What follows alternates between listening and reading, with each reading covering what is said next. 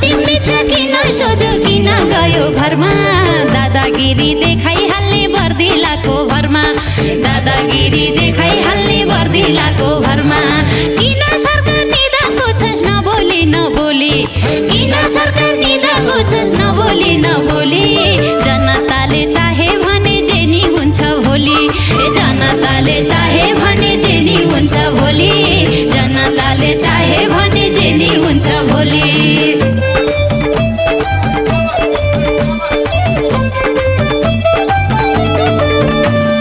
घर घेरेर बस्नु पर्ने बेडमा गयो किन घर घेरेर बस्नु पर्ने बेडमा गयो किन त्यसैमाथि हातमा उसको पक्राउ फुर्जी थिएन त्यसैमाथि हातमा उसको पक्राउ फुर्जी थिएन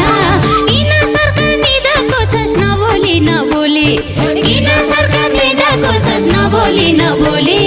जनताको लागि काम नगरे जे नि हुन्छ भोलि जनताको लागि काम नगरे जे नि हुन्छ भोलि जनताको लागि काम नगरे जे नि हुन्छ भोलि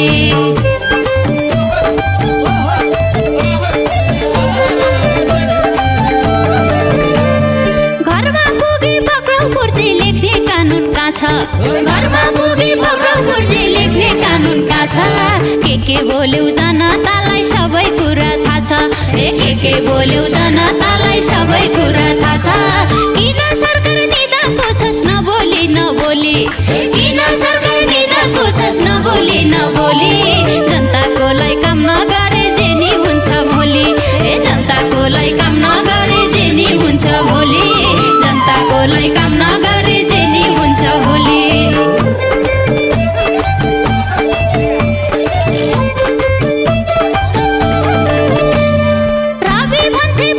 पक्रुस मिलाउँदैछु झोला रवि भन्थे पक्रुस मिलाउँदैछु झोला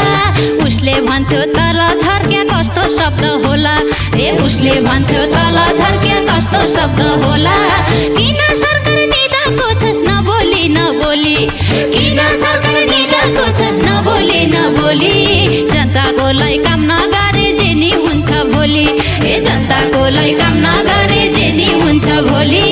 जनताको लागि काम नगरे जे नि हुन्छ भोलि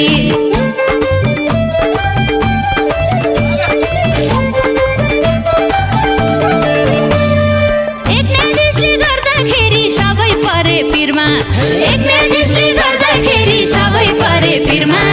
ढाका टोपी नलाऊ अब धोती लगाऊ शिरमा ढाका टोपी नलाऊ अब धोती लगाऊ